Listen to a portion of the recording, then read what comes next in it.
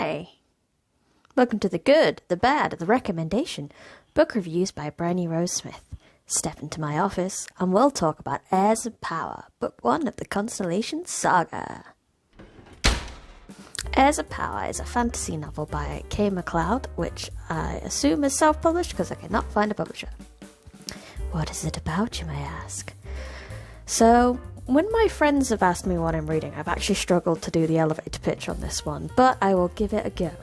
So, the Heirs of Power, or the Constellations, are the firstborns of humans who were chosen to carry an ancient spirit and have inherited their power and duty. Said duty is to protect the world from invaders that intend to suck the land dry for power, but those enemies have humans on their side that have been seduced by power that people on the other side can give them. And so danger lurks around every corner. They don't know who to trust. Can the Constellations close the portals and save the world? The good of this book. I don't think I've read a book where the main characters have been in so much danger. There are no breaks, and we are along the ride on the shoulder of the main character, Kitty, as she learns just how much danger she is in. Pretty much constantly, and how much danger her family is going to be in, and it's all very scary. She's lived quite a quiet life, and now she's in this very scary world. And it just feels like their world is against them, even though the threat is technically from another one. It had me on the edge of my seat and worrying about these children quite a lot. Even though they're not all children, I still wanted to keep them safe. The bad of this book? The bad of this book is that it doesn't really pick up until we get the third constellation, the third sort of superpowered character.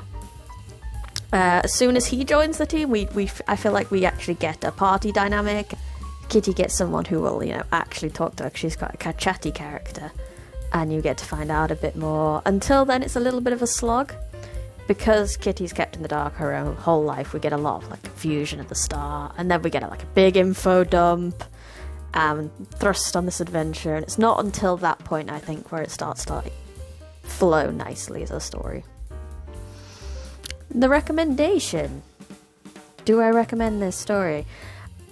Yes, well, I enjoyed it quite a lot. I recommend it because it kept me on the edge of my seat. I read through it quite quickly, despite it not being my usual genre, which is the problem with this recommendation. I haven't read a lot of straight-up fantasy novels, so I'm not sure what I can compare it to.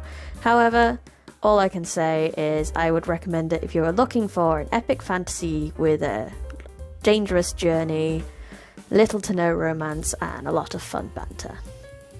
This has been The Good, The Bad, The Recommendation, book reviews by Bryony Rose Smith. Thanks for watching. Subscribe for more.